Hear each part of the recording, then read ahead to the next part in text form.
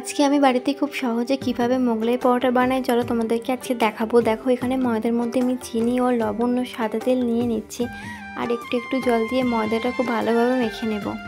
এটা একটু আধ ঘন্টা মতো আগে করে রাখলে খুব ভালো হয় পুর বানানোর আগে। তো চলো পুর বানাতে আমি এখানে নিয়েছি পেঁয়াজ কুচি ও কাঁচা লঙ্কা থেকে সিদ্ধ করে রাখা আলু অল্প করে দিয়ে নিয়ে দুটো ডিম ভেঙে দিচ্ছি। আমি মোগলাইয়ের তরকারি ভিডিওর পরের ভিডিওতেই দিয়ে দেবো।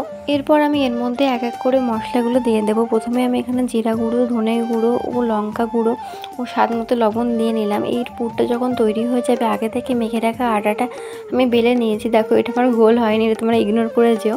তো দেখো এর মধ্যে আমি এবারে পুরটা দিয়ে নিয়ে এইভাবে ঠিক বাছটা করে নেব যাতে না খুলে যায়।